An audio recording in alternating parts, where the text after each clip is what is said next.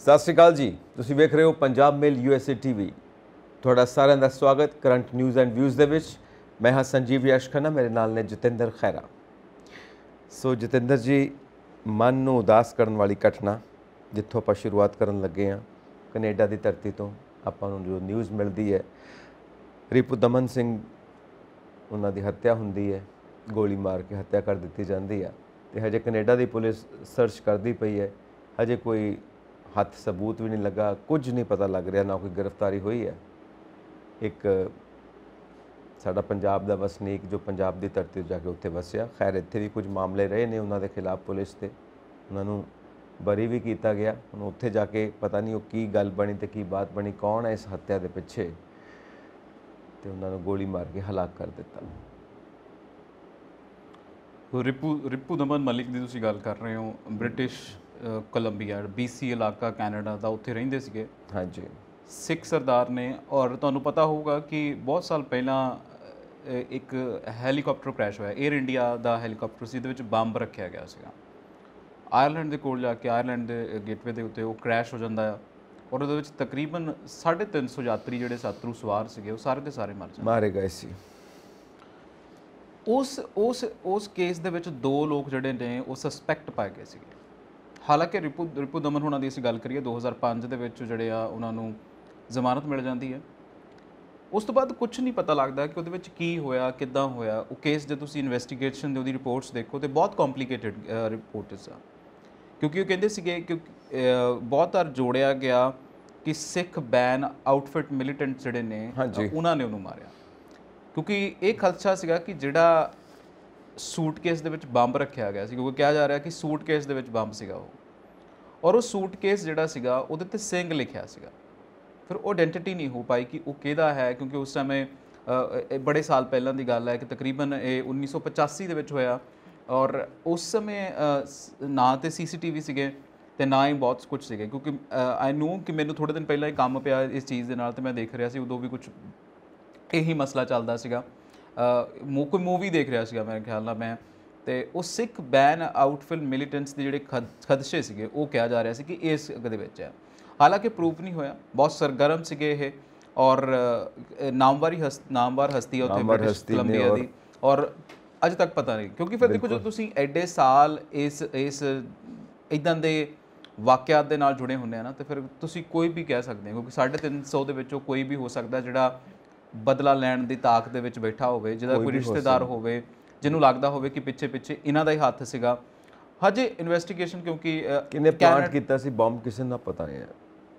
ਉਹ 2 ਨਾਮ ਸੀਗੇ, ਇੱਕ ਰਿਤੂ ਇਹਨਾਂ ਦਾ ਨਾਮ ਸੀ ਤੇ ਇੱਕ ਹੋਰ ਸੀਗਾ ਨਾਮ। ਐਕਚੁਅਲੀ ਜਦੋਂ ਇਹ ਨਿਕਲ ਜਾਂਦੇ ਨੇ ਵਿੱਚੋਂ, ਇਹਨਾਂ ਨੂੰ ਬੈਨੀਫਿਟ ਆਫ ਡਾਊਟ ਦੇ ਬੇਸ ਦੇ ਉੱਤੇ ਬਰੀ ਕਰ ਦਿੱਤਾ ਜਾਂਦਾ। ਉਸ ਤੋਂ ਬਾਅਦ ਤੇ ਲੀਗਲੀ ਇਹਦਾ ਨਾਂ ਹਟ ਗਿਆ, ਕਿਉਂਕਿ ਪ੍ਰੂਵ ਹੀ ਨਹੀਂ ਹੋਇਆ ਕਿ ਇਹਨਾਂ ਦਾ ਵਿੱਚ ਹੱਥ ਹੈ ਜੋ ਬੰਬ ਪਲਾਂਟ ਹੋਇਆ ਹੈ ਉਸ ਐਰੋਪਲੇਨ ਦੇ ਵਿੱਚ। ਉਹ ਤਾਂ ਕ੍ਰਿਸਟਲ ਕਲੀਅਰ ਹੋ ਗਈ ਗੱਲ ਜਦੋਂ ਇਹਨਾਂ ਨੂੰ ਆਊਟ ਕਰ ਦਿੱਤਾ ਗਿਆ ਕੇਸ ਤੋਂ। ਦੇਖੋ ਸੰਜੀਵ ਜੀ, ਤੁਸੀਂ ਬੜੀਆਂ ਭੋਲੀਆਂ ਗੱਲਾਂ ਕਰਦੇ ਹੋ। ਬੜੇ ਸਾਰੇ ਕੇਸਿਸ ਇੱਦਾਂ ਦੇ ਹੁੰਦੇ, ਕਿਉਂਕਿ ਉਹ ਉੱਥੇ ਦੋਨਾਂ ਨੂੰ ਬੈਨੀਫਿਟ ਆਫ ਡਾਊਟ ਮਿਲ ਸਕਦਾ ਸੀ, ਕਿਉਂਕਿ ਜਿਹਦਾ ਸੂਟਕੇਸ ਸੀਗਾ ਪਤਾ ਨਹੀਂ ਕਿਹਨੇ ਸੂਟਕੇਸ ਰੱਖਿਆ, ਕਿਉਂਕਿ ਜਿਹੜਾ ਸੂਟਕੇਸ ਲੈ ਕੇ ਗਿਆ ਸੀ ਅੰਦਰ ਉਹ ਤੇ ਐਕਸਪਲੋਡ ਹੋ ਗਿਆ ਹੋਊਗਾ ਨਾਲ ਹੀ।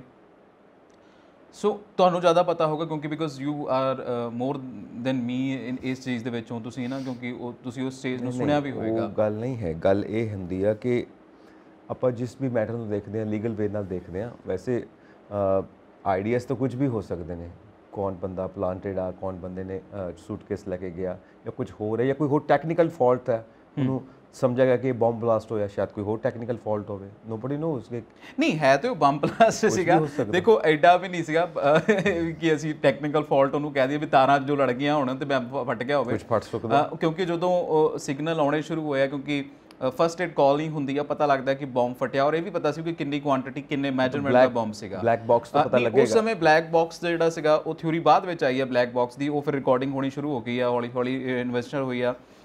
ਇਹ ਜਿਹੜੀ ਗੱਲ ਹੈ, ਕਿਉਂਕਿ ਉਹਨਾਂ ਨੇ ਜਦੋਂ ਬੰਬ ਫਟਦਾ ਹੈ ਤਾਂ ਉਹਨਾਂ ਨੂੰ ਲੱਗਦਾ ਹੈ ਕਿ ਥੱਲੇ, ਕਿਉਂਕਿ ਰਿਸਪੌਂਡਿੰਗ ਕਾਲ ਆਉਂਦੀ ਹੈ ਨਾ ਜੋ ਐਮਰਜੈਂਸੀ ਕਾਲ, ਉਸ ਐਮਰਜੈਂਸੀ ਕਾਲ ਦੇ ਵਿੱਚ ਵੀ ਉਹਨਾਂ ਨੂੰ ਪਤਾ ਲੱਗਿਆ ਸੀ ਕਿ ਇਹ ਬੰਬ ਹੈ। ਫਿਲਹਾਲ ਜੇ ਆਪਾਂ ਇੱਦਾਂ ਕਹਿਣ ਲੱਗ ਪਏ ਕਿ ਹਾਂ ਕੁਝ ਤਾਰਾਂ ਲੜ ਗਈਆਂ ਹੋਣਗੀਆਂ, ਸਾਨੂੰ ਕੀ ਪਤਾ ਉਹ ਬੰਬ ਸੀਗਾ, ਫਿਰ ਇਹ ਵੀ ਗੱਲ ਨਹੀਂ ਹੈਗੀ ਨਾ। ਫਿਰ ਤੁਸੀਂ ਗੱਲ ਕਹਿੰਦੇ ਆ ਕਿ ਆਪਾਂ ਸਿਰਫ ਨਿਆਂ ਪੱਖ ਤੋਂ ਦੇਖਦੇ ਹਾਂ। ਇੱਦਾਂ ਦੀਆਂ ਬੜੀਆਂ ਚੀਜ਼ਾਂ ਜਿਹਨੂੰ ਨਿਆਂ ਬਰੀ ਕਰ ਦਿੰਦਾ ਤੇ ਕੋਈ ਕਿਸੇ ਦੇ ਅੰਦਰ ਖਦਸ਼ਾ ਜਿਹਾ ਰਹਿੰਦਾ ਹੈ। ਕਨਸਪੀਰੈਂਸੀ ਥਿਊਰੀਜ਼ ਆਰ ਆਲਵੇਜ਼ ਦੇਅਰ। ਮਤਲਬ ਆਪਾਂ ਇਹ ਕਹਿ ਸਕਦੇ ਹਾਂ ਕਿ ਹੋ ਸਕਦਾ ਕਿ ਰਿਪੂ ਦਮਨ ਸਿੰਘ ਇਨਵੋਲਵਡ ਹੋਣ ਲੇਕਿਨ ਕੋਰਟ ਨੂੰ ਉਹਨਾਂ ਦੇ ਖਿਲਾਫ ਕੁਝ ਮਿਲਿਆ ਨਹੀਂ, ਇਸ ਕਰਕੇ ਮੈਂ ਇਹ ਨਹੀਂ ਕਹਿ ਰਿਹਾ ਕਿ ਰਿਪੂ ਦਮਨ ਹੁਣੀ ਇਨਵੋਲਵਡ ਹੋਣਗੇ, ਮੈਂ ਨਹੀਂ ਕਹਿ ਰਿਹਾ, ਕਿਉਂਕਿ ਦੇਖੋ ਇਹ ਸਾਡਾ ਕੰਮ ਨਹੀਂ ਹੈਗਾ।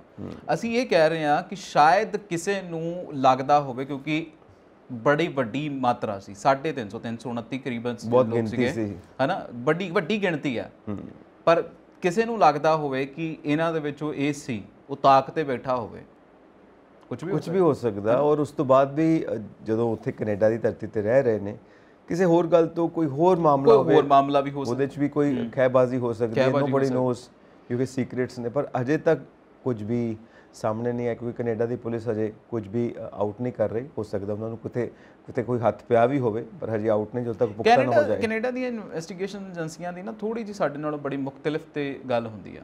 ਬਿਲਕੁਲ ਹੈ, ਕਿਉਂਕਿ ਉਹ ਪਹਿਲੀ ਗੱਲ ਤੇ ਜੇ ਕੋਈ ਸਸਪੈਕਟ ਹੋਵੇ, ਉਹਦਾ ਨਾਮ ਵੀ ਤੁਹਾਨੂੰ 2 ਦਿਨਾਂ ਦੇ ਵਿੱਚ ਆਉਣਾ ਹੈ। ਜੇ ਕਿਸੇ ਦੀ ਹੱਤਿਆ ਹੋਈ ਹੈ, ਉਹਦੀ ਆਇਡੈਂਟੀਟੀ ਵੀ ਉਹਨਾਂ ਨੇ 2 ਦਿਨਾਂ ਬਾਅਦ ਰਿਵੀਲ ਕਰਨੀ ਹੈ। ਇਨਵੈਸਟੀਗੇਸ਼ਨ ਦਾ ਤਰੀਕਾ ਡਿਫਰੈਂਟ ਹੈ, ਉਹਨਾਂ ਦੀ ਸਟ੍ਰੈਟਜੀ ਡਿਫਰੈਂਟ ਹੈ। ਬਟ ਇੱਕ ਹੈ ਕਿ ਬੜਾ ਸੋਹਣਾ ਸਿੱਖੀ ਸਵਰੂਪ, ਜਿਹਦੇ ਵਿੱਚ ਰਿਪੂ ਦਮਨ ਸਿੰਘ ਹਮੇਸ਼ਾ ਰਹਿੰਦੇ ਨੇ, ਉਹਨਾਂ ਦੀ ਫੈਮਿਲੀ ਮੈਂਬਰਸ ਵੀ, ਮਤਲਬ ਸਿੱਖ ਪੰਥ ਨੂੰ ਮੰਨਣ ਵਾਲੇ, ਔਰ ਇਹ ਨਹੀਂ ਕਿ ਸਿਰਫ ਆਮ ਤਰੀਕੇ ਨਾਲ ਮੰਨਣ ਵਾਲੇ, ਬੜੇ ਖਾਸ ਤਰੀਕੇ ਨਾਲ ਮੰਨਣ ਵਾਲੇ। ਆਪਾਂ ਜੋ ਫੋਟੋਗ੍ਰਾਫਸ ਦੇ ਵਿੱਚੋਂ ਦਿਖਦਾ ਹੈ, ਨਹੀਂ, ਮੈਨੂੰ ਆਮ ਤੇ ਖਾਸ ਦਾ ਮਤਲਬ ਨਹੀਂ ਪਤਾ। ਆਮ ਤੇ ਖਾਸ ਹੁੰਦਾ ਕਿ ਤੁਸੀਂ ਜਦੋਂ ਛੋਟੇ ਬੱਚਿਆਂ ਨੂੰ ਵੀ ਉਸੇ ਰਾਹ ਤੇ ਤੋਰਦੇ ਹੋ, ਔਰ ਉਹਨਾਂ ਦੀ ਵੇਸ਼ਭੂਸ਼ਾ ਤੋਂ ਪਤਾ ਲੱਗਦਾ ਹੈ, ਉਹਨਾਂ ਦੇ ਜੋ ਦਸਤਾਰ ਸਜੀ ਹੋਈ ਹੈ ਉੱਥੋਂ ਪਤਾ ਲੱਗਦਾ ਹੈ ਕਿ ਤੁਸੀਂ ਬਿਲਕੁਲ ਡੈਡੀਕੇਟਿਡ ਹੋ।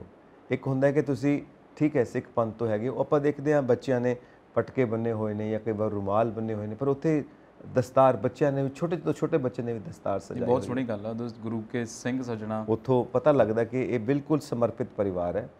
ਔਰ ਬੰਦੇ 'ਚ ਟਰਾਂਸਫੋਰਮੇਸ਼ਨਸ, ਬੰਦੇ 'ਚ ਚੇਂਜਸ ਆਉਂਦੀਆਂ ਰਹਿੰਦੀਆਂ ਨੇ, ਜਿਉਂ ਉਮਰ ਬੀਤਦੀ ਹੈ, ਜਿਉਂ ਉਹ ਇਸ ਲਾਈਨ ਵੱਲ ਵੱਧਦਾ ਹੈ। ਖੈਰ, ਆਪਾਂ ਪੁਆਇੰਟ 'ਤੇ ਰਹੀਏ, ਹਜੇ ਤੱਕ ਕੁਝ ਪਤਾ ਨਹੀਂ ਲੱਗਾ, ਪਰ ਇਹ ਘਟਨਾ ਮੰਦਭਾਗੀ ਘਟਨਾ ਆਪਾਂ ਜਿੱਥੋਂ ਸ਼ੁਰੂਆਤ ਕਰਦੇ ਪਏ। ਨਹੀਂ ਦੇਖੋ, ਆਪਾਂ ਪਹਿਲਾਂ ਵੀ ਕਹਿੰਦੇ ਆ ਵੀ ਕਿਸੇ ਨੂੰ ਜਾਨੋਂ ਮਾਰਨਾ ਇਹ ਮਨੁੱਖੀ ਸੱਭਿਅਤਾ ਦੇ ਵਿੱਚ ਨਹੀਂ ਆਉਂਦਾ ਹੈਗਾ। ਜਦੋਂ ਜਾਨ ਦੇ ਨਹੀਂ ਸਕਦੇ, ਲੈਂਦੇ ਵੀ ਕਿਉਂ ਆ?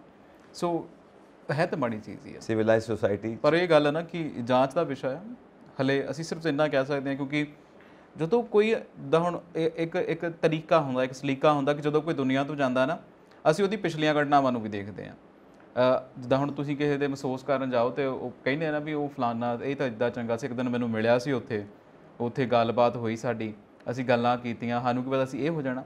ਹੁਣ ਰਿਪੂ ਦਮਨ ਹੁਣਾਂ ਦੇ ਨਾਲ ਵੀ ਇੱਦਾਂ ਹੀ ਆ ਕਿ ਉਹ ਕੇਸ ਜਿਹੜਾ ਸੀਗਾ, ਚਾਹੇ ਉਹ ਬਰੀ ਜ਼ਮਾਨਤ ਸੀਗੇ, ਬਰੀ ਸੀਗੇ, ਉਹ ਕੇਸ ਦਾ ਪਰਛਾਵਾਂ ਤੇ ਪੈਂਦਾ ਹੀ ਹੈ ਨਾ। ਫਿਰ ਜਿਹੜੀਆਂ ਆਪਾਂ ਕਹਿੰਦੇ ਆ ਕਿ ਇੱਕ ਥਿਊਰੀਆਂ ਜਿਹੜੀਆਂ ਚੱਲਦੀਆਂ, ਉਹ ਥਿਊਰੀਆਂ ਉੱਤੇ ਵੀ ਚੱਲਦੀਆਂ, ਚਾਹੇ ਉਹਦੇ ਵਿੱਚੋਂ ਕੁਝ ਹੋਵੇ ਚਾਹੇ ਨਾ ਹੋਵੇ। ਉਹ ਥਿਊਰੀਆਂ ਚੱਲਣੀਆਂ ਵੀ ਲਾਜ਼ਮੀ ਨੇ, ਕਿਉਂਕਿ ਜਦੋਂ ਕੇਸ ਨੂੰ ਤੁਸੀਂ ਇਨਵੈਸਟੀਗੇਟ ਕਰਨਾ, ਕਿਸੇ ਪਾਸਿਓਂ ਕਿਸੇ ਸਿਰੇ ਤੋਂ ਸ਼ੁਰੂ ਤਾਂ ਕਰਨਾ ਪੈਣਾ ਨਾ। ਵਾਕਈ ਉਹ ਫਿਰ ਕਿੱਥੋਂ ਆਏਗਾ? ਪਿਛੋਕੜ ਤੁਹਾਡੀ ਹਿਸਟਰੀ ਤੋਂ। ਅੱਛਾ, ਆਪਾਂ ਇੱਕ ਸਿਚੁਏਸ਼ਨ ਲੈਂਦੇ ਹਾਂ।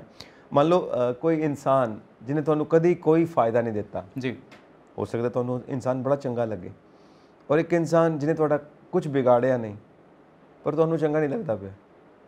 ਹੁੰਦਾ ਕਈ ਵਾਰ ਇੱਦਾਂ, ਕੋਈ ਇਨਸਾਨ ਤੁਹਾਨੂੰ ਪਸੰਦ ਨਹੀਂ ਆਉਂਦਾ, ਕੋਈ ਇਨਸਾਨ ਤੁਹਾਨੂੰ ਪਸੰਦ ਆਉਂਦਾ। ਮੈਨੂੰ ਇੰਨੀ ਹਿਊਮਨ ਟੈਂਡੈਂਸੀ ਦਾ ਵੈਸੇ ਪਤਾ ਨਹੀਂ ਆ, ਮਤਲਬ ਇਹ ਹੈ, ਇਟਸ ਸਾਈਕੋਲੋਜੀ। ਇੱਕ ਬੰਦਾ ਐਵੇਂ, ਮਤਲਬ ਕੋਈ ਬੰਦਾ ਵੈਸੇ ਐਂਟਰੀ ਕਰ, ਯਾਰ ਮੈਨੂੰ ਚੰਗਾ ਹੀ ਨਹੀਂ ਲੱਗਦਾ। ਕਿਉਂ ਨਹੀਂ ਚੰਗਾ ਲੱਗਦਾ? ਇਹਨੇ ਕੁਝ ਵਿਗਾੜਿਆ ਨਹੀਂ, ਕੁਝ ਜਾਣਦਾ ਵੀ ਨਹੀਂ, ਉਹਨੂੰ ਕਦੀ ਮਿਲਿਆ ਵੀ ਨਹੀਂ, ਮਤਲਬ ਵੈਸੇ ਹੀ ਚੰਗਾ ਨਹੀਂ ਲੱਗਦਾ। ਇੱਕ ਬੰਦਾ ਵੈਸੇ ਹੀ ਚੰਗਾ ਲੱਗਦਾ, ਮੰਨ ਲਓ ਕਿਸੇ ਪਾਰਟੀ ਤੇ ਕਿਸੇ ਬੰਦੇ ਨੂੰ ਦੇਖਿਆ, ਵੈਸੇ ਚੰਗਾ ਲੱਗਦਾ। ਕਿਉਂ ਚੰਗਾ ਲੱਗਦਾ? Nobody knows. ਸੋ ਇਹ ਕੁਝ ਕੁਦਰਤੀ ਟੈਂਡੈਂਸੀਜ਼ ਨੇ ਹਿਊਮਨ ਸਾਈਕੋਲੋਜੀ ਦੀਆਂ। ਕੋਈ ਵੀ ਰੀਜ਼ਨ ਹੋ ਸਕਦਾ, ਮੈਂ ਸਿਰਫ ਇਹ ਐਸਪੈਕਟ ਇਸ ਕਰਕੇ ਦੇ ਰਿਹਾ ਹਾਂ ਕਿ ਖਾਰ ਖਾਣਾ, ਜੈਲਸ ਕਰਨਾ, ਮਾਰਨ ਦਾ ਕੋਈ ਵੀ ਰੀਜ਼ਨ ਹੋ ਸਕਦਾ। ਹੋ ਸਕਦਾ ਉਹਨਾਂ ਦੇ ਪਿਛਲੇ ਕੇਸ ਨਾਲੋਂ ਕੋਈ ਵੀ ਚੀਜ਼ ਤਾਲੁਕ ਨਾ ਰੱਖਦੀ ਹੋਵੇ, ਐਵੇਂ ਕੋਈ ਬੰਦਾ, ਨਹੀਂ ਕੁਝ ਵੀ ਹੋ ਸਕਦਾ। ਦੇਖੋ ਹਲੇ ਇਨਵੈਸਟੀਗੇਸ਼ਨ ਨਾਲ ਸੰਜੀਵ ਜੀ ਕੀ ਪਤਾ, ਹੋ ਸਕਦਾ ਵੀ ਕਿਤੇ ਜਾਂਦੇ ਹੋਏ ਕਿਸੇ ਨਾਲ ਬੋਲੇ ਕਿ ਉਹਨੇ ਲੈ ਲਿਆ, ਕੁਝ ਵੀ ਹੋ ਸਕਦਾ। Anything can happen. ਤੁਸੀਂ ਕੋਈ ਗੱਲ ਕੀਤੀ, ਅਸੀਂ ਉਹ ਚੀਜ਼ਾਂ ਦੇ ਉੱਤੇ ਨਹੀਂ ਕਰਦੇ ਹੈਗੇ। ਅਸੀਂ ਇਹ ਕਹਿੰਦੇ ਹਾਂ ਕਿ ਜਾਂਚ ਦਾ ਵਿਸ਼ਾ ਆ, ਇਹ ਹੋ ਸਕਦਾ ਸੀ ਜਿਹੜੀ, ਕਿਉਂਕਿ ਆਪਾਂ ਕਹਿੰਦੇ ਕਿ ਜਦੋਂ ਬੰਦਾ ਕਿਸੇ ਪੱਖ ਦੇ ਨਾਲ ਜੁੜਿਆ ਹੋਵੇ ਨਾ, ਉਹਨੂੰ ਵੀ ਦੇਖਣਾ ਪੈਂਦਾ ਇਨਵੈਸਟੀਗੇਸ਼ਨ ਲੈਣ। ਬਿਲਕੁਲ ਸਹੀ ਗੱਲ ਆ, ਕਿਉਂਕਿ ਕਈ ਵਾਰ ਤੁਸੀਂ ਕੋਈ ਗੱਲ ਕਹਿੰਦੇ ਹੋ, ਤੁਸੀਂ ਕਿਸੇ ਹੋਰ ਤਰੀਕੇ ਨਾਲ ਗੱਲ ਕਹਿੰਦੇ ਹੋ, ਅਗਲਾ ਕਿਸੇ ਹੋਰ ਤਰੀਕੇ ਨਾਲ ਉਹਨੂੰ ਲੈ ਕੇ ਗੁੱਸਾ ਕਰ ਜਾਂਦਾ। Can be any reason, so can be any reason. So ਇਹ ਜਦੋਂ ਤੱਕ ਰਿਪੋਰਟ ਆਊਟ ਨਹੀਂ ਹੁੰਦੀ। ਸੋ ਦਲੇਰ ਮਹਿੰਦੀ ਸਾਹਿਬ ਦੀ ਤੇ ਰਿਪੋਰਟ ਆਊਟ ਹੋ ਗਈ ਹੈ, ਪਹੁੰਚ ਗਏ ਨੇ ਉਹ ਵੀ ਪਟਿਆਲਾ। ਉੱਥੇ 2 ਸਾਥੀ ਪਹਿਲਾਂ ਵੀ ਨੇ ਉਹਨਾਂ ਦੇ। ਚੌਥੀ ਕਿੱਦਾਂ ਪਟਿਆਲਾ ਸਾਰੇ ਸੈਲਿਬਸ ਨੇ, ਤੁਸੀਂ ਸਾਰੇ ਸੈਲਿਬਸ ਨੇ, ਸੈਲਿਬ ਕਹਿ ਲਓ ਜਾਂ ਫਿਰ ਕਹਿ ਲਓ ਕਿ ਬੜੇ ਇਨਫਲੂਐਂਸ਼ੀਅਲ ਪੀਪਲ ਜਿਹਨੂੰ ਅਸੀਂ ਕਹਿੰਦੇ ਆ, ਇਹ ਕੈਟਾਗਰੀ, ਹਾਂ ਕੈਟਾਗਰੀ ਏ ਦੇ। ਫਿਰ ਇਹ ਕੈਟਾਗਰੀ ਹੋਈ ਕਿਹੜੀ ਹੈ? ਇਹ ਕੈਟਾਗਰੀ ਮਜੀਠੀਆ ਸਾਹਿਬ ਬੈਠੇ ਨੇ ਉੱਥੇ, ਸਿੱਧੂ ਸਾਹਿਬ ਬੈਠੇ ਨੇ, ਹੁਣ ਮਹਿੰਦੀ ਸਾਹਿਬ ਵੀ ਚਲੇ ਗਏ ਨੇ। ਦੇਖੋ ਪਹਿਲਾਂ ਵੀ ਮਹਿੰਦੀ ਸਾਹਿਬ, ਦਲੇਰ ਮਹਿੰਦੀ ਹੁਣਾਂ ਸਾਹਿਬ ਦੇ ਉੱਤੇ ਨਾ ਪਹਿਲਾਂ ਵੀ ਇਹ ਬੜੀਆਂ ਗੱਲਾਂ ਲੱਗੀਆਂ ਜਦੋਂ ਨਵੇਂ ਕੈਰੀਅਰ ਦੇ ਵਿੱਚ ਆਏ ਸੀਗੇ। ਹਾਂਜੀ, ਇੱਕ ਤਰੀਕਾ ਹੋ ਗਿਆ ਸੀਗਾ ਇੱਥੋਂ ਮੁੰਡੇ ਆਪਣੇ ਬੈਂਡ ਦੇ ਵਿੱਚ ਲੈ ਜਾਓ, ਉੱਥੇ ਜਾ ਕੇ ਉਹ ਮੁੰਡਿਆਂ ਨੂੰ ਨਸਾ ਦਿਓ, ਤੇ ਉਹ ਕਬੂਤਰਬਾਜ਼ੀਆਂ ਕਹਿੰਦੇ ਹੁੰਦੇ ਸੀਗੇ। ਇੱਥੇ ਵੀ ਹੁਣ ਮੁੰਡਿਆਂ ਨੂੰ ਇਦਾਂ ਹੁੰਦਾ ਵੀ ਅਸੀਂ ਤੈਨੂੰ ਆਪਣਾ ਸਾਜੀ ਬਣਾ ਕੇ ਲੈ ਜਾਵਾਂਗੇ, ਤੈਨੂੰ ਢੋਲਕੀ ਬਣਾਉਣ ਲੈ ਜਾਵਾਂਗੇ, ਤੂੰ ਇਹਦਾ ਕਰ ਇੰਨੇ ਲੱਖ ਰੁਪਈਆ ਸਾਨੂੰ ਦੇ ਦੇ। ਉਹ ਜਿਹੜੀਆਂ ਚੀਜ਼ਾਂ ਨੇ ਨਾ ਉਹਨੂੰ ਕਬੂਤਰਬਾਜੀ ਕਹਿੰਦੇ ਆ, ਔਰ ਪੰਜਾਬ ਤੇ ਬਹੁਤ ਮਸ਼ਹੂਰ ਆ ਕਬੂਤਰਬਾਜੀ ਲਈ। ਤੁਹਾਨੂੰ ਪਤਾ ਹੀ ਆ, ਹਰ ਕਿਸੇ ਦਾ ਸੁਪਨਾ ਟੇਢਾ, ਜਾਣਾ ਕਿੱਥੇ ਜੀ? ਕੈਨੇਡਾ।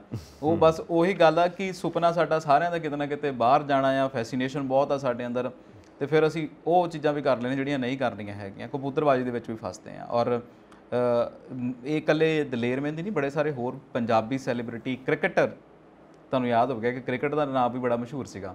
ਆਪਾਂ ਹੁਣ ਨਾਂ ਤਾਂ ਚਲੋ ਨਹੀਂ ਲਵਾਂਗੇ, ਪਰ ਉਹ ਕ੍ਰਿਕਟ ਦਾ ਪਰਿਵਾਰ ਅੱਗੋਂ, ਉਹਨਾਂ ਦੇ ਮਾਪੇ, ਮਾਂ ਉਹਨਾਂ ਦੀ ਖਾਸ ਕਰਕੇ, ਉਹ ਵੀ ਕਹਿੰਦੇ ਜੀ ਕਬੂਤਰਬਾਜੀ ਦਾ ਕੇਸ ਸੀਗਾ, ਵੀ ਕਿਹਾ ਸੀ ਇੱਦਾਂ ਲੈ ਜਾਵਾਂਗੇ ਉੱਦਾਂ ਲੈ ਜਾਵਾਂਗੇ। ਤੇ ਇਹ ਸਾਰੀਆਂ ਚੀਜ਼ਾਂ ਜਿਹੜੀਆਂ ਨੇ ਨਵੀਆਂ ਨਹੀਂ ਪੰਜਾਬ ਦੇ ਵਿੱਚ, ਪਰ ਇਹ ਕੇਸ ਬੜਾ ਪੁਰਾਣਾ ਆ। ਚਲੋ ਫਿਲਹਾਲ ਮਹਿੰਦੀ ਸਾਹਿਬ 2 ਸਾਲ ਵਾਸਤੇ ਆ ਗਏ ਨੇ। ਹਾਂ, 2 ਸਾਲ ਵਾਸਤੇ ਆ ਗਏ ਨੇ, ਸਦਾ ਬਰਕਰਾਰ ਆ। ਫੀਲ ਹੁੰਦਾ ਨਾ ਕਿ ਐਡਾ ਸਟੈਚਰ ਔਰ ਇੰਟਰਨੈਸ਼ਨਲ ਲੈਵਲ ਦੇ ਉੱਤੇ ਪੰਜਾਬ ਦੇ ਮਿਊਜ਼ਿਕ ਨੂੰ ਲੈ ਕੇ ਗਏ, ਔਰ ਉਸ ਤੋਂ ਬਾਅਦ ਇੱਦਾਂ ਦੀਆਂ ਘਟਨਾਵਾਂ। ਖੈਰ ਸਿੱਧੂ ਸਾਹਿਬ ਦਾ ਵੀ ਕੇਸ ਆਪਾਂ ਜੇ ਦੇਖੀਏ, ਉਸ ਵਕਤ ਸੈਲਬ ਸੀਗੇ, ਅੱਜ ਵੀ ਸੈਲਬ ਨੇ, ਉਸ ਵਕਤ ਤੇ ਕ੍ਰਿਕਟ ਦੀ ਇੱਕ ਸ਼ਾਨ ਹੁੰਦੇ ਸੀ। ਉਹ ਵੀ ਚੀਜ਼ ਦਿਮਾਗ ਤੇ ਕਈ ਵਾਰ ਅਸਰ ਕਰਦੀ ਹੈ ਨਾ, ਪਪੂਲੈਰਿਟੀ, ਤਾਂ ਉਹ ਆਪਣੇ ਆਪ ਨੂੰ ਵੱਡਾਪਨ, ਤੇ ਉਹ ਰੋਡ ਦੇ ਉੱਤੇ ਮਾਰ ਕੁਟਾਈ ਹੋ ਗਏ। ਔਰ ਇੱਧਰ ਹੈਵੀ ਵੇਟ ਆਪਣੇ ਮਜੀਠੀਆ ਸਾਹਿਬ, ਉਹ ਵੀ ਜੇਲ੍ਹ 'ਚ ਨੇ। ਤਿੰਨੋਂ ਸੈਲੀਬ੍ਰਿਟੀ ਹਸਤੀਆਂ ਨੇ। ਤਾਂ ਮਤਲਬ ਆਪਾਂ ਤਿੰਨਾਂ ਨੂੰ ਜੇ ਦੇਖੀਏ, ਜਿੱਦਾਂ ਦੇ ਕੇਸ ਪਏ ਨੇ ਤਿੰਨਾਂ ਦੇ ਉੱਤੇ, ਮਤਲਬ ਅਸੀਂ ਆਮ ਲੋਕ ਇਹ ਉਮੀਦ ਨਹੀਂ ਕਰਦੇ ਹੁੰਦੇ ਕਿ ਇਹ ਸੈਲੀਬ੍ਰਿਟੀਜ਼ ਇੱਦਾਂ ਦੇ ਕੰਮ ਵੀ ਕਰ ਸਕਦੇ। ਅੱਛਾ, ਮੈਨੂੰ ਕਈ ਵਾਰੀ ਤੁਹਾਡੀਆਂ ਗੱਲਾਂ ਨਾ, ਮੈਂ ਤੁਹਾਨੂੰ ਉਦੋਂ ਵੀ ਦੱਸਦਾ ਸੀ ਵੀ ਮੋਰਾਲ ਜਿਹੜੀਆਂ ਲੱਗਦੇ ਹੁੰਦੇ ਵੀ ਤੁਸੀਂ ਬੜੇ ਗੱਲ ਇਹ ਆ ਕਿ ਬੜੇ ਸ਼ਾਂਤਪੂਰਵਕ ਤਰੀਕੇ ਨਾਲ ਚੱਲਦੇ ਆ। ਅਮਿਤਾਭ ਬੱਚਨ ਨੇ ਬੜੀ ਪਿਆਰੀ ਸਟੇਟਮੈਂਟ ਦਿੱਤੀ ਸੀ, ਕਹਿੰਦੇ ਯਾਰ ਜਿਹੜੇ ਸੈਲੀਬ੍ਰਿਟੀਜ਼ ਹੁੰਦੇ ਨੇ ਨਾ, ਸੈਲੈਬਸ, ਉਹ ਇਸ ਚੀਜ਼ ਦਾ ਬੜਾ ਧਿਆਨ ਰੱਖਦੇ ਨੇ ਕਿ ਪ੍ਰਾਈਵੇਟ ਲਾਈਫ 'ਚ ਜੋ ਵੀ ਕਰਦੇ ਹੋਣ ਉਹਦਾ ਪਤਾ ਕਿਸੇ ਨੂੰ ਨਾ ਲੱਗੇ, ਜਦੋਂ ਪਬਲਿਕ ਲਾਈਫ ਦੇ ਵਿੱਚ ਉਹਨਾਂ ਦੀ ਇਮੇਜ ਹੋਵੇ ਉਹਦੇ ਉੱਤੇ ਕੋਈ ਦਾਗ ਨਾ ਹੋਵੇ। ਇਹ ਬੜਾ ਧਿਆਨ ਰੱਖਦੇ ਨੇ, ਔਰ ਮੈਨੂੰ ਉਹ ਸਟੇਟਮੈਂਟ ਬੜੀ ਪਿਆਰੀ ਲੱਗੀ।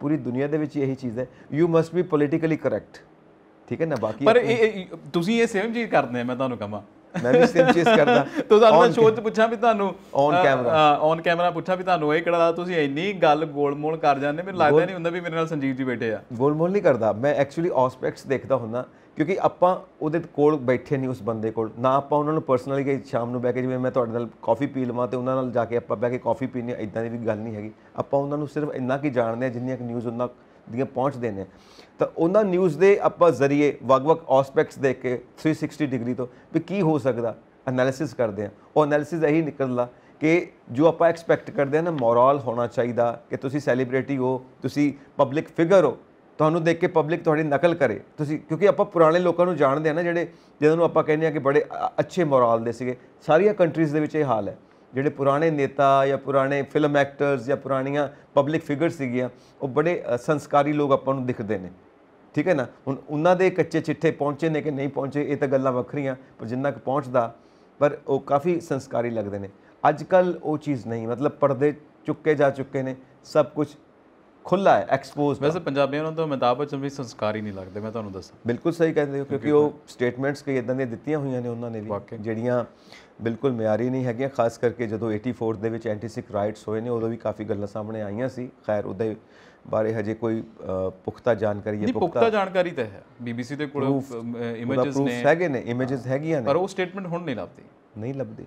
ਉਹੀ ਤਾਂ ਮੈਂ ਕਹਿੰਦਾ, ਇਸ ਵਕਤ ਪੁਖਤਾ ਜਾਣਕਾਰੀ ਜਾਂ ਪੁਖਤਾ ਸਬੂਤ ਨਹੀਂ, ਤੁਸੀਂ ਉਸ ਗੱਲ ਨੂੰ ਜਸਟੀਫਾਈ ਨਹੀਂ ਕਰ ਸਕਦੇ। ਬਟ ਜੇ ਪੁਰਾਣੇ ਬਜ਼ੁਰਗਾਂ ਨੂੰ ਪੁੱਛੋ ਤਾਂ ਉਹ ਕਹਿੰਦੇ ਸੀਗੇ ਇਸ ਵਕਤ ਅਸੀਂ ਉਹ ਗੱਲਾਂ ਸੁਣ ਚੁੱਕੇ ਹਾਂ, ਉਹ ਗੱਲਾਂ ਦੇਖ ਚੁੱਕੇ, ਆਪਣੀ ਅੱਖੀਂ ਆਪਣੇ ਕੰਨੀ ਸੁਣੀਆਂ। ਸੋ ਇਹ ਗੱਲਾਂ, ਚਲੋ ਆਪਾਂ ਇਹ ਗੱਲਾਂ ਨਾ ਕਰੀਏ, ਆਪਾਂ ਜੇਲ੍ਹ ਤੇ ਰਹੀਏ ਕਿ ਜੇਲ੍ਹ ਅੱਜ ਕੱਲ VIP ਖਾਨਾ ਬਣ ਗਿਆ ਆ। ਆਪਾਂ ਕੱਲ ਗੱਲ ਵੀ ਕਰਦੇ ਸੀਗੇ ਪਰਸੋਂ ਘਰੇ ਵੀ ਨਵਜੋਤ ਸਿੰਘ ਸਿੱਧੂ ਹੁਣ ਨੇ ਇੱਕ ਦਿਨ ਕਹਿੰਦੇ ਸ਼ਿਕਾਇਤ ਕੀਤੀ ਵੀ ਮੇਰਾ ਕਾਰਡ ਲੈ ਕੇ ਤੇ ਰਾਸ਼ਨ ਵੀ ਲਿਆਉਂਦੇ ਮੇਰੇ ਨਾਲ, ਤੇ ਵੀ ਮੈਂ ਤਾਂ ਖਾਣਾ ਨਹੀਂ, ਇਹ ਲੈ ਆਉਂਦੇ ਆ। ਤੇ ਮੈਂ ਕਿਹਾ ਦੇਖੋ ਨਿੱਕੀਆਂ ਨਿੱਕੀਆਂ ਗੱਲਾਂ ਤੇ ਸ਼ਿਕਾਇਤਾਂ ਹੋਣ ਡਈਆਂ, ਤੇ ਉਹ ਅਗਲੇ ਕਹਿੰਦੇ ਸਾਨੂੰ ਇਹਦਾ ਬਿਹੇਵੀਅਰ ਨਹੀਂ ਚੰਗਾ ਲੱਗਦਾ, ਇਹ ਕਹਿੰਦਾ ਜੀ ਮੈਨੂੰ ਉਹ ਨਹੀਂ ਚੰਗੇ ਲੱਗਦੇ। ਫਿਰ ਤੁਸੀਂ ਹਿਸਾਬ ਕਹਿੰਦੇ ਐਰੋਗੈਂਟ ਨੇ। ਹਾਂ, ਉਹ ਕਹਿੰਦੇ ਜੀ ਇਹ ਥੋੜੇ ਐਰੋਗੈਂਟ ਨੇ ਔਰ ਸਾਡੇ ਨਾਲ ਸਹੀ ਸਲੀਕਾ ਨਹੀਂ ਕਰਦੇ ਸਾਡੇ ਨਾਲ, ਸਲੂਕ ਇਹਨਾਂ ਦਾ ਸਹੀ ਨਹੀਂ। ਉਧਰ ਮਜੀਠੀਆ ਸਾਹਿਬ, ਮੈਨੂੰ ਲੱਗਦਾ ਮਜੀਠੀਆ ਸਾਹਿਬ ਜਿਵੇਂ ਆਪਣੇ ਪਬਲਿਕ ਲਾਈਫ ਦੇ ਵਿੱਚ ਹੇਲ ਮੇਲ ਹੋ ਜਾਂਦੇ ਆ, ਉਦਾਂ ਹੀ ਹੋ ਗਏ ਹੋਣੇ ਬਾਕੀਆਂ ਦੇ ਨਾਲ, ਕਿਉਂਕਿ ਇਹ ਤਾਂ ਮੰਨਣ ਵਾਲੀ ਗੱਲ ਆ ਕਿ ਮਜੀਠੀਆ ਸਾਹਿਬ ਬੜੇ ਫਰੈਂਡਲੀ ਜਿਹੇ ਨੇਚਰ ਦੇ ਆ ਹੈਗੇ ਨੇ, ਪਰ ਬੰਦਾ ਇਕੱਲਾ ਕਰੇਗਾ ਵੀ ਕੀ ਉੱਥੇ, ਕਿਤੇ ਨਾ ਕਿਸੇ ਨਾਲ ਤਾਂ ਦੋਸਤੀ ਕਰੇਗਾ ਹੀ। ਤੇ ਹੁਣ ਦਲੇਰ ਮਹਿੰਦੀ ਆ ਫਿਰ ਤੁਣਕ ਤੁਣ ਤਾਰਾ ਤਾਂ, ਤੇ ਇਹ ਚੱਲਣ ਲੱਗ ਪਊਗਾ।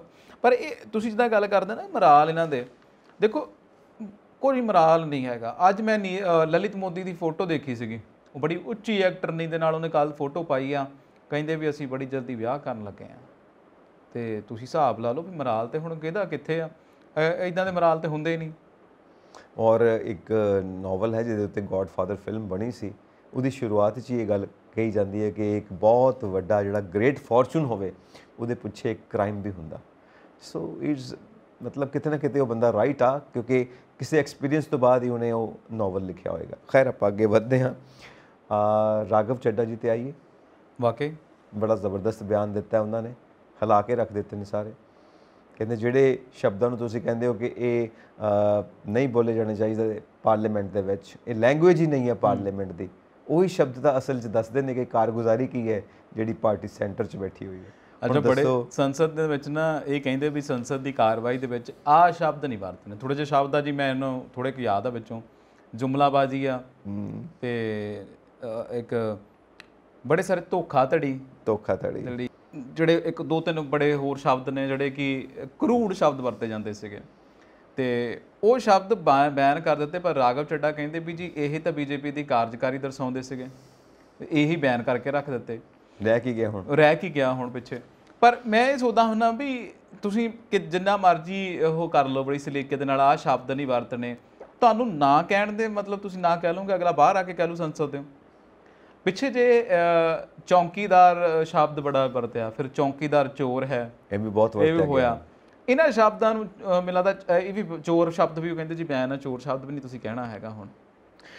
ਤੇ ਇਹ ਸ਼ਬਦ ਜਿਹੜੇ ਕਹਿੰਦੇ ਜੀ ਹੁਣ ਸੰਸਦ ਦੇ ਅੰਦਰ ਨਹੀਂ ਵਰਤਣੇ ਹੈਗੇ। ਅੱਛਾ, ਸੰਸਦ ਮੈਂ ਸੋਚਦਾ ਸੀ ਵੀ ਜੇ ਸੰਸਦ ਵਾਕਈ ਇੰਨਾ ਪਵਿੱਤਰ ਆ, ਇਹਨਾਂ ਦੀਆਂ ਕੁਰਸੀਆਂ, ਇਹਨਾਂ ਦੀਆਂ ਗਾਲੀ ਗਲੋਚ, ਤੇ ਫਿਰ ਸੰਸਦ ਤੁਸੀਂ ਲਾਈਵ ਹੁੰਦਾ ਵੀ ਦੇਖਿਆ, ਉਹ ਵੀ ਬੈਨ ਕਰਨਾ ਚਾਹੀਦਾ ਵੀ ਜਿਹੜਾ ਬੰਦਾ ਲੜ ਪਿਆ ਕੁਰਸੀਆਂ ਸੁੱਟਦੇ ਨੇ ਇੱਕ ਦੂਜੇ ਉੱਤੇ, 5 ਸਾਲ ਦੇ ਲਈ ਬੈਨ ਹੀ ਕਰ ਦੇਣਾ। ਕਾਗਜ਼ ਦੀਆਂ ਮਤਲਬ ਬਣਾ ਕੇ ਗੇਂਦਾਂ ਮਾਰਦੇ ਨੇ ਇੱਕ ਦੂਜੇ ਦੇ, ਔਰ ਕਾਗਜ਼ ਫਾੜ ਕੇ ਸੁੱਟਦੇ ਨੇ। ਤੁਸੀਂ ਚਾਹੇ ਪੰਜਾਬ ਦੀ ਵਿਧਾਨ ਸਭਾ ਦੇਖ ਲਓ, ਇੱਕ ਵਾਰੀ ਆਪਾਂ ਕਰਨਾਟਕਾ ਦੀ ਵਿਧਾਨ ਸਭਾ ਵੀ ਦੇਖੀ ਸੀਗੀ, ਜਦੋਂ ਮਾਈਕ ਵੀ ਤੋੜ ਦਿੱਤੇ ਸੀ ਉਹਨਾਂ ਨੇ। ਇੱਦਾਂ ਪੰਜਾਬ ਦੇ ਵਿੱਚ ਵੀ ਇੱਦਾਂ ਹੀ ਕੁਝ ਹੁੰਦਾ ਰਿਹਾ। ਇੱਕ ਥਾਂ ਤੇ ਗਮਲਾ ਚੁੱਕ ਕੇ ਮਾਰਿਆ ਸੀ ਕਿਸੇ ਨੇ। ਤੁਸੀਂ ਹਿਸਾਬ ਲਾ ਸਕਦੇ ਹੋ ਕਿ ਇਹ ਉਹ ਚੀਜ਼ ਜਿਹੜੀ ਅਸੀਂ ਕਹਿੰਦੇ ਆ ਜੀ ਨਹੀਂ ਇਹ ਲੋਕਤੰਤਰ ਦਾ ਮੰਦਰ ਆ, ਇੱਥੇ ਸਭ ਤੋਂ ਜ਼ਿਆਦਾ ਇਹ ਇੱਦਾਂ ਦੇ ਕੰਮ ਕਰਦੇ ਆ। ਬੜੇ ਅਗਰੈਸਿਵ ਭਗਤ ਆਉਂਦੇ ਨੇ ਫਿਰ ਉੱਥੇ, ਤੇ ਜਿਹੜਾ ਮੰਦਰ ਹੈ ਲੋਕਤੰਤਰ ਦਾ, ਇੱਦਾਂ ਦੇ ਅਗਰੈਸਿਵ ਭਗਤ ਆਉਂਦੇ ਨੇ। ਉਹੀ ਤਾਂ ਆਪਾਂ ਗੱਲ ਕਰਦੇ ਆ ਕਿ ਜਿਹੜੇ ਬੰਦੇ ਪਬਲਿਕ ਫਿਗਰ ਬਣ ਜਾਂਦੇ ਨੇ, ਜੇ ਇੱਦਾਂ ਦੀਆਂ ਹਰਕਤਾਂ ਕਰਨਗੇ ਤਾਂ ਲੋਕੀ ਕੀ ਸਿੱਖਣਗੇ? ਮੋਰਲ ਹਾਈ ਹੋਣਾ ਚਾਹੀਦਾ ਕਿ ਨਹੀਂ ਹੋਣਾ ਚਾਹੀਦਾ? ਉਹ ਕਹਿੰਦੇ ਹੁੰਦੇ ਨੇ ਕਿ ਬੁੱਲੇ ਨੂੰ ਲੋਕੀ ਮੱਤਾਂ ਦਿੰਦੇ, ਬੁੱਲਿਆ ਆ ਬਹਿ ਜਾ ਵਿੱਚ ਮਸੀਤੀ। ਬੁੱਲਾ ਮੋਰਿਓ ਕਹਿੰਦਾ ਵੀ ਮੈਂ ਮੰਦਰ ਮਸੀਤ 'ਚ ਤਾਂ ਬਹਿ ਜਾਵਾਂ, ਤੇ ਫਿਰ ਕੀ ਹੋਊਗਾ ਜੇ ਦਿਲੋਂ ਨਮਾਜ਼ ਨਾ ਕੀਤੀ। ਤੇ ਉਹ ਗੱਲ ਇਹ ਹੀ ਹੈ ਨਾ ਕਿ ਇਹ ਕਹਿੰਦੇ ਤਾਂ ਹੈ ਵੀ ਸਾਡੀ ਮਸੀਤ ਆ, ਪਰ ਉੱਥੋਂ ਦਿਲ ਤੋਂ ਨਮਾਜ਼ ਨਹੀਂ ਹੁੰਦੀ ਹੈਗੀ ਉੱਥੇ ਵੀ। ਉੱਥੇ ਬਹਿ ਕੇ ਤੁਸੀਂ ਆਮ ਲੋਕਾਂ ਵਾਸਤੇ ਕੀ ਕਰਦੇ ਹੋ, ਕਿੱਦਾਂ ਦੇ ਫੈਸਲੇ ਕਰਦੇ ਹੋ? ਤੁਹਾਡੇ ਤੇ ਆਪਣੇ ਝਗੜੇ ਨਹੀਂ ਮੁੱਕਦੇ, ਛੋਟੀਆਂ ਗੱਲਾਂ, ਵਾਕ ਆਊਟ ਕਰ ਲੈਣਾ, ਫਲਾਨਾ ਕਰ ਲੈਣਾ, ਓਏ ਤੂੰ, ਇੱਦਾਂ ਦੇ ਸ਼ਬਦ ਵਰਤਨੇ। ਤੁਸੀਂ ਦੇਖਿਓ ਹੁਣ ਪੰਜਾਬ ਵਿਧਾਨ ਸਭਾ ਦੇ ਵਿੱਚ, ਹਲੇ ਤਾਂ ਚਲੋ ਹੁਣ ਘਟ ਗਿਆ ਥੋੜਾ ਜਿਹਾ, ਤੇ ਨਹੀਂ ਤਾਂ ਪੰਜਾਬ ਵਿਧਾਨ ਸਭਾ ਦਾ ਵੀ ਇਹੀ ਹਾਲ ਸੀ। ਬਿਲਕੁਲ ਵੀਡੀਓ ਵਾਇਰਲ ਹੁੰਦੀਆਂ ਸੀ, ਤੂੰ ਤੜਾਕ ਲੱਗੇ ਹੁੰਦੇ ਸੀ। ਤੁਸੀਂ ਵਿਸ਼ਵਾਸ ਕਰਦੇ ਹੋ ਸਾਡੇ ਚੁਣੇ ਹੋਏ ਨੁਮਾਇੰਦੇ ਨੇ ਜਿਹੜੇ ਸਾਡੇ ਘਰ ਆਉਂਦੇ ਨੇ, ਬੜੇ ਹਲੀਮੀ ਨਾਲ ਹੱਥ ਜੋੜ ਕੇ ਮੈਨੂੰ ਵੋਟ ਦਿਓ, ਦੇਸ਼ ਦੀ ਸੇਵਾ ਕਰਨ ਦਾ ਮੌਕਾ ਦਿਓ, ਮੈਨੂੰ ਸੂਬੇ ਦੀ ਸੇਵਾ ਕਰਨ ਦਾ ਮੌਕਾ ਦਿਓ। ਆਹ ਸੇਵਾ ਕਰਦੇ ਪਏ ਹੋ ਯਾਰ, ਇੱਕ ਦੂਜੇ ਦੇ ਕੁੜਤੇ ਫਾੜਦੇ ਪਏ ਹੋ ਤੁਸੀਂ। ਅੱਛਾ, ਮੇਰੇ ਸਾਡੇ ਬਜ਼ੁਰਗ ਕਹਿੰਦੇ ਹੁੰਦੇ ਸੀਗੇ ਵੀ ਮੈਂ ਕਹਿਣਾ ਵੀ ਇਹ ਤਾਂ ਬੜਾ ਬੰਦਾ ਸ਼ਰੀਕ ਆ, ਵੀ ਤੁਸੀਂ ਇਹਨੂੰ ਪਾ ਦਿਓ ਵੋਟ। ਵੀ ਮੈਂ ਤਾਂ ਦੇਖਿਆ ਵੀ ਉਹ ਪਿਛਪਰਾਲਨੇ ਮਹੱਲੇ ਤੋਂ ਇਹਦੇ ਹੱਥ ਜੁੜੇ ਆਉਂਦੇ, ਕਿਉਂਕਿ ਉਹਨਾਂ ਨੂੰ ਹੁੰਦਾ ਨਾ ਵੀ ਜਦੋਂ ਵੋਟ ਮੰਗਣ ਆਉਂਦੇ ਐਂ ਕਰੀ ਜਾਂਦੇ ਹੁੰਦੇ ਆ। ਕਹਿੰਦੇ ਤੂੰ ਇਹਨੂੰ ਪਸ਼ੂ ਮੋਰੇ ਖੜਾ ਕਰ ਲਈ, ਇਹਦੇ ਉੱਥੇ ਵੀ ਹੱਥ ਜੁੜੇ ਹੋਣੇ ਆ, ਇਹਨਾਂ ਨੂੰ ਪਤਾ ਹੀ ਨਹੀਂ ਲੱਗਦਾ ਕੈਂਪੇਨ 'ਚ ਕੀ ਕਰੀ ਜਾਂਦੇ ਆ। ਕਹਿੰਦੇ ਵੀ ਗੱਡੀ 'ਚ ਵੀ ਹੱਥ ਜੁੱਤੇ ਕਈ ਵਾਰੀ ਜੋੜਨਾ ਸ਼ੁਰੂ ਕਰ ਦਿੰਦੇ, ਕੋਈ ਬੰਦਾ ਕਹਿੰਦਾ ਹੈਲੋ ਤੇ ਹੱਥ ਜੋੜਨਾ ਸ਼ੁਰੂ ਕਰ ਦਿੰਦੇ ਆ। ਕਿ ਇਹਨਾਂ ਦਾ ਮਾਈਂਡ ਇੱਦਾਂ ਦਾ ਸੈੱਟ ਹੋ ਗਿਆ ਹੁੰਦਾ ਵੀ ਬਸ ਹੱਥ ਹੀ ਜੋੜਨੇ ਆ, ਬਾਅਦ 'ਚੋਂ ਸਾਰੀ ਉਮਰ ਇਹਨਾਂ ਨੇ ਨੱਕ ਚੜਾ ਦੇਣੇ ਸਾਡੇ ਧਰਤੀ ਦੇ ਨਾਲ ਵੀ ਅਸੀਂ ਆਹ ਕੀਤਾ ਆ। ਸੋ ਉਹ ਗੱਲ ਆ ਨਾ ਕਿ ਕਰਨਾ ਕੁਝ ਹੋਰ ਆ ਤੇ ਕਹਿਣਾ ਕੁਝ ਹੋਰ ਆ ਤੇ ਦਿਖਾਉਣਾ ਕੁਝ ਹੋਰ ਆ। ਤੇ ਫਿਰ ਜਿਹੜੇ ਸ਼ਬਦ ਬੈਨ ਕੀਤੇ ਨੇ, ਇਹ ਸ਼ਬਦ ਬਾਹਰ ਤਾਂ ਬੋਲੇ ਜਾਣਗੇ ਨਾ? ਨਹੀਂ, ਬਾਹਰ ਇਹ ਦੇਖੋ ਤੁਸੀਂ ਸੰਸਦ ਦੇ ਵਿੱਚ ਹੀ ਬੋਲੇ ਜਾਣੇ, ਔਰ ਉਹ ਲੋਕਾਂ ਤੋਂ ਹੀ ਬੋਲੇ ਜਾਣੇ ਜਿਨ੍ਹਾਂ ਨੇ ਬੈਨ ਕੀਤੇ ਆ। ਕੋਈ ਗੱਲ ਨਹੀਂ, ਉਹ ਡਿਕਸ਼ਨਰੀ ਲੈ ਕੇ ਕੋਈ ਨਵੇਂ ਸ਼ਬਦ ਲੱਭ ਲੈਣਗੇ ਸ਼ਾਇਦ ਉਸ ਤਰ੍ਹਾਂ, ਜਿਵੇਂ ਪਿੱਛੇ ਜੇ ਆਪਾਂ ਨਹੀਂ ਉਹ ਦੇਖਿਆ ਸੀਗਾ ਐਡਵਰਟਾਈਜ਼ਮੈਂਟਸ ਦੇ ਉੱਤੇ ਬੈਨ ਕਰ ਦਿੱਤਾ ਗਿਆ ਕਿ ਤੁਸੀਂ ਕਿਸੇ ਲਿਕਵਿਡ ਦੀ ਕਿਸੇ ਜਿਹੜਾ ਵੀ ਇੰਟੌਕਸੀਕੇਸ਼ਨ ਵਾਲੇ ਲਿਕਵਿਡਸ ਨੇ ਉਹਨਾਂ ਦੀ ਤੁਸੀਂ ਐਡਵਰਟਾਈਜ਼ਮੈਂਟ ਨਹੀਂ ਕਰ ਸਕਦੇ। ਮਤਲਬ ਸਿੱਧੇ ਭਾਸ਼ਾ 'ਚ ਤੁਸੀਂ ਸ਼ਰਾਬ ਦੀ ਐਡਵਰਟਾਈਜ਼ਮੈਂਟ ਨਹੀਂ ਕਰ ਸਕਦੇ। ਸ਼ਰਾਬ, ਤੰਬਾਕੂ, ਉਹਨਾਂ ਨੇ ਸ਼ਰਾਬ ਕੰਪਨੀਆਂ ਨੇ ਵਾਟਰ ਕੱਢ ਦਿੱਤਾ, ਖਾਰਾ ਸੋਡਾ, ਤੇ ਐਡਵਰਟਾਈਜ਼ਮੈਂਟ ਉਹਦੀ ਕਰਾਈ ਜਾਂਦੇ ਆ। ਨਾਮ ਬ੍ਰਾਂਡ ਤੇ ਉਹੀ ਚੱਲਦਾ ਪਿਆ ਨਾ, ਤੇ ਉੱਥੇ ਸ਼ਰਾਬ ਨਹੀਂ ਕਹਿੰਦੇ ਪਏ, ਖਾਰੇ ਸੋਡੇ ਦੀ ਗੱਲ ਕਰਦੇ ਪਏ ਨੇ। ਲੋਕਾਂ ਨੂੰ ਤਾਂ ਪਤਾ ਖਾਰਾ ਸੋਡਾ ਕਿੱਥੇ ਕੰਮ ਆਉਂਦਾ। ਲੋਕੀ ਤਾਂ ਬਹੁਤ ਸਿਆਣੇ ਨੇ, ਕੰਨ ਫੜਨਾ ਵੀ ਇਧਰੋਂ ਦੀ ਨਹੀਂ ਤਾਂ ਇਧਰੋਂ ਫੜ ਲਓ। ਬਿਲਕੁਲ ਜੀ, ਉਹ ਸਮਝਦਾਰ ਲੋਕਾਂ ਨੂੰ ਇਸ਼ਾਰਾ ਬਹੁਤ ਹੁੰਦਾ, ਉਹ ਇਸ਼ਾਰਾ ਦੇ ਦਿੰਦੇ ਨੇ ਆਪਣੀ ਐਡਵਰਟਾਈਜ਼ਮੈਂਟ ਦੇ ਵਿੱਚ, ਫਿਰ ਉਹ ਕੋਈ ਹੋਰ ਸ਼ਬਦ ਲੱਭ ਲੈਣਗੇ, ਉਹ ਇਸਤੇਮਾਲ ਕਰਨਗੇ। ਸ਼ਾਇਦ ਰਾਘਵ ਚੱਡਾ ਦਾ ਬਿਆਨ ਗਲਤ ਹੋ ਜਾਵੇ ਉੱਥੇ ਕਿ ਨਹੀਂ ਜੀ ਸ਼ਬਦ ਨਵੇਂ ਲੱਭ ਲਏ ਗਏ ਨੇ, ਆਪਾਂ ਉਹ ਕਮੀ ਨਹੀਂ ਆਣ ਦੇਣੀ। ਹੁਣ ਇਹ ਬਿਆਨ ਦੀ ਗੱਲ ਨਹੀਂ ਹੈਗੀ, ਗੱਲ ਇਹ ਹੈਗੀ ਕਿ ਤੁਸੀਂ ਬੈਨ ਕਰਨ ਦੇ ਹੋ ਤੇ ਬਾਅਦ ਤੁਸੀਂ ਆਪ ਹੀ ਉਹਦੇ ਟਿਕਣਾ ਨਹੀਂ ਆ। ਅੱਗੇ ਚੱਲਦੇ ਹਾਂ। ਗੱਲ ਇਹ ਹੈ ਨਾ, ਕਿਸੇ ਚੀਜ਼ ਨੂੰ ਬੈਨ ਕਰ ਦੋ ਨਾ, ਉਹਦੀ ਨਵੀਂ ਮਾਰਕੀਟ ਕ੍ਰੀਏਟ ਹੋ ਜਾਂਦੀ ਹੈ, ਉਹਨੂੰ ਬਲੈਕ ਮਾਰਕੀਟ ਆਪਾਂ ਕਹਿੰਦੇ ਹਾਂ। ਚਲੋ ਅੱਗੇ ਚੱਲਦੇ ਹਾਂ ਜੀ। ਹਾਈ ਕੋਰਟ ਨੇ ਕਿਹਾ ਜੀ ਮਜੀਠੀਆ ਸਾਹਿਬ ਨੂੰ ਤੁਹਾਡੀ ਜਿਹੜੀ ਉਹ ਪਟੀਸ਼ਨ ਹੈ ਨਾ ਉਹਦੇ ਉੱਤੇ ਸੁਣਵਾਈ ਨਹੀਂ, ਕਿਉਂਕਿ ਕੋਈ ਵੀ ਜੱਜ ਉਹਨਾਂ ਦੇ ਕੇਸ ਦੇ ਵਿੱਚ ਇੰਟਰਸਟਿਡ ਨਹੀਂ ਹੈ, ਉਹ ਇਨਵੋਲਵ ਨਹੀਂ ਹੋਣਾ ਚਾਹੁੰਦਾ। ਹੁਣ ਸ਼ਾਇਦ ਚੀਫ ਜਸਟਿਸ ਸਾਹਿਬ ਕੋਲ ਚਲਾ ਜਾਏਗਾ ਕੇਸ, ਉਹ ਅੱਗੋਂ ਫਿਰ ਕਿਸੇ ਹੋਰ ਨੂੰ ਰੈਫਰ ਕਰਨਗੇ। ਤਾਂ ਜਦੋਂ ਤੱਕ ਕੇਸ ਦੇ ਉੱਤੇ ਸੁਣਵਾਈ ਨਹੀਂ ਹੁੰਦੀ ਉਦੋਂ ਤੱਕ ਮਜੀਠੀਆ ਸਾਹਿਬ ਨੂੰ ਜੇਲ੍ਹ 'ਚ ਰਹਿਣਾ ਪੈਣਾ। ਪਤਾ ਗੱਲ ਕੀ ਆ, ਪਿਛਲੇ ਦਿਨੀ ਸੁਣਵਾਈ ਹੋਈ ਤੇ ਜਸਟਿਸ ਮਸੀਹ ਨੇ ਨਾ ਫੈਸਲਾ ਆਪਣੇ ਕੋਲੇ ਪੈਂਡਿੰਗ ਰੱਖ ਲਿਆ। ਫਿਰ ਉਸ ਤੋਂ ਬਾਅਦ ਉਹ ਫੈਸਲਾ ਕਹਿੰਦੇ ਜੀ ਅੱਗੇ ਤੋਰ ਦਿੱਤਾ, ਉਹਨਾਂ ਨੇ ਕੇਸ ਹੀ ਕਿਸੇ ਅੱਗੇ ਬੰਨੇ ਤੋਰਤਾ ਵੀ ਕਹਿੰਦੇ ਮੈਂ ਤਾਂ ਫੈਸਲਾ ਦੇਣਾ ਨਹੀਂ। ਫਿਰ ਸੂਰਿਆਕਾਂਤ ਜਿਹੜੇ ਨੇ ਉਹਨਾਂ ਨੂੰ ਦੇ ਦਿੱਤਾ ਇਹ, ਤੇ ਉਹ ਕਹਿੰਦੇ ਜੀ ਮੈਂ ਤਾਂ ਸੁਣਨਾ ਨਹੀਂ, ਮੇਰੇ ਕੋਲੇ ਪਹਿਲਾਂ ਹੀ ਬਹੁਤ ਕੇਸ ਨੇ। ਹੁਣ ਫਿਰ ਕਹਿੰਦੇ ਹੁੰਦੇ ਨਾ ਕਿ ਇਹ ਆ ਕਿ ਜਦੋਂ ਤੁਹਾਨੂੰ ਮਾੜਾ ਤੁਹਾਡਾ ਟਾਈਮ ਆਉਂਦਾ ਨਾ, ਫਿਰ ਇਦਾਂ ਦੀਆਂ ਚੀਜ਼ਾਂ ਤੁਹਾਡੇ ਨਾਲ ਹੁੰਦੀਆਂ। ਪਹਿਲਾਂ ਵੀ ਉਹਨਾਂ ਦੀ ਬੇਲ ਬੜੀ ਵਾਰੀ ਹੋ ਗਈ ਆ। ਆਪਾਂ ਦੇਖਿਆ ਫਰਵਰੀ ਮਹੀਨੇ ਦੇ ਪਿੱਛੇ, ਜਦੋਂ ਇਲੈਕਸ਼ਨ ਤੋਂ ਪਹਿਲਾਂ ਫਰਵਰੀ ਮਹੀਨਾ ਸੀ, ਉਦੋਂ ਉਹ ਹੋਏ ਸੀਗੇ। ਇਲੈਕਸ਼ਨ ਤੋਂ ਬਾਅਦ ਫਰਵਰੀ ਜਦੋਂ ਖਤਮ ਹੋਇਆ, ਫਰਵਰੀ 'ਚ ਇਹ ਗ੍ਰਿਫਤਾਰ ਹੋ ਗਏ। ਹਾਂਜੀ, ਉਹਦੇ ਹੁਣ ਉੱਦਾਂ ਹੀ ਚੱਲੇ ਜਾਂਦੇ ਆ। ਹੁਣ ਹਾਲਾਂਕਿ ਇਹਨਾਂ ਦੀ ਟੀਮ ਕਹਿੰਦੀ ਹੈ ਕਿ ਅਸੀਂ ਸੁਪਰੀਮ ਕੋਰਟ ਜਾਵਾਂਗੇ। ਹੁਣ ਦੇਖਦੇ ਹਾਂ ਵੀ ਸੁਪਰੀਮ ਕੋਰਟ ਇਹਨਾਂ ਨੂੰ ਕੀ ਕਹਿੰਦਾ ਆ। ਤੇ ਪਰ ਇਹ ਆ ਕਿ ਜਾਂਦੇ ਜਾਂਦੇ ਚੰਨੀ ਸਰਕਾਰ ਇਹਨਾਂ ਨੂੰ ਕਸੂਤਾ ਫਸਾ ਗਈ ਆ। ਹੁਣ ਪਤਾ ਨਹੀਂ ਲੱਗਦਾ ਵੀ ਇਹ ਕੀ ਕਰਨ, ਕਿੱਦਾਂ ਕਰਨ, ਕਿਵੇਂ ਕਰਨ। ਦੇਖੋ ਬਹੁਤ ਕਰੋੜੀ ਡਰੱਗ ਮਾਮਲਾ ਹੈ। ਅਸੀਂ ਦੇਖਿਆ ਕਿ ਇਹਦੀਆਂ ਤਾਰਾਂ ਪੂਰੇ ਪੰਜਾਬ ਦੇ ਨਾਲ ਜੁੜਦੀਆਂ ਆ, ਔਰ ਬਾਹਰ ਕੈਨੇਡਾ ਦੀ ਧਰਤੀ ਤੱਕ ਜਾਂਦੀਆਂ ਨੇ। ਔਰ ਇਹ ਆਪਾਂ ਫਿਲਮਾਂ ਦੇਖਦੇ ਹੁੰਦੇ ਸੀਗੇ ਵੀ ਆੜੀਆਂ ਅੱਜ ਕੱਲ੍ਹ ਨੈਟਫਲਿਕਸ 'ਤੇ ਆਉਂਦੀਆਂ ਵੀ ਕਿੱਦਾਂ ਇੱਕ ਕੰਟਰੀ ਤੋਂ ਦੂਸਰੀ ਕੰਟਰੀ ਡਰੱਗ ਜਿਹੜਾ ਆ ਉਹ ਪੈਡਲਿੰਗ ਹੁੰਦੀ ਹੈ ਉਹਦੀ।